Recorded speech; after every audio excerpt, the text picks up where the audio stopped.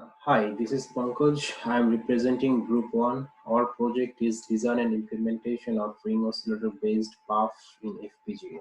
As an FPGA, we used Altera Max 10 FPGA, and for RO, we need 64-bit RO response. So that's why we have used 128 ROs in parallel, and first, we divide those R groups in two, like 0 to 63 and 64 to 127.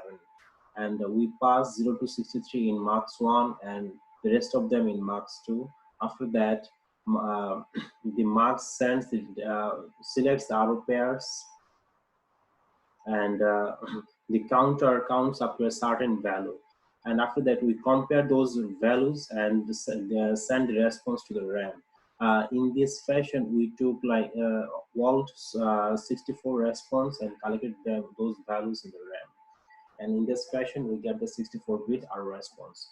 Uh, for design and implementation, we use Quartus, Altera tool Quartus.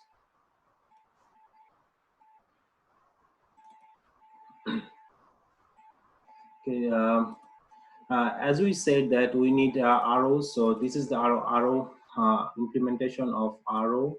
Over here we used 7-stage ROs, so we have a NOT gate which is followed by an AND and then 5 NOT gates. We are taking the output from the term 0, which is making a ring. And those rings might be optimized by the design. That's why we use the attributes keep, boolean, and make the signal true so that the tool cannot discard those values. Now from the top module, this is the top module, and in the top module we used a generate function to call 128 arrows, and after that we used marks 64 two marks to send those data, and over here we used two counters.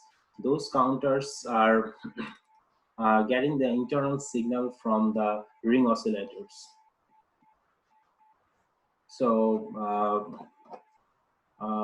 after design and implementation, we used this programmer to download the file into the FPGA.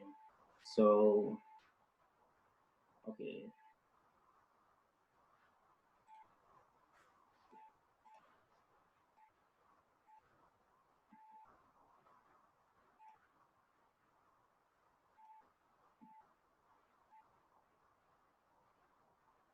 So the program is now in the FPGA. Now we can see the value in the in-system memory content register, because all those responses are sent to the RAM, and this the RAM stored the 64 responses after getting the analog signal. So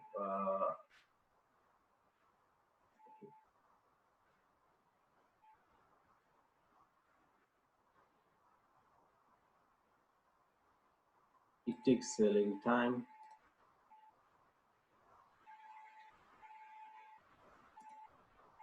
Okay.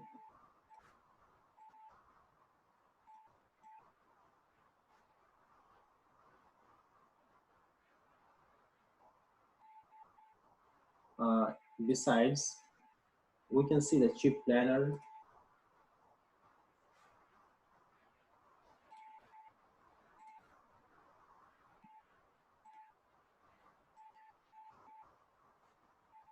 In the chip planner, we placed all the arrows in three fashions. First, we place those arrows close to each other. So in this implementation, we keep all the arrows in this region. This is the region. So all the arrows are placed here, and as you can see that if I zoom in each block, so over here we kept one pair of one arrow, and over here we have another arrow. As we have 7 stages, so each stages is going to this in each LUT block, and this contains the its pair. So in this fashion, we placed all 128 arrows in 128 blocks, and the rest of the signals are we do not place it because those are irrelevant of placing. For the proper placement, we use the set location assignment, and we We carefully assign all the arrow pairs as close as possible. So by this time, we can memory content editor is ready. So we will first keep the signal visible and read continuously.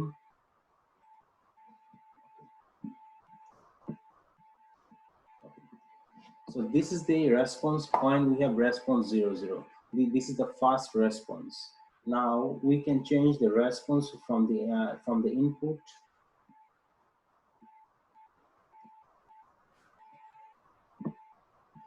So this is the another response when we have changed the challenge.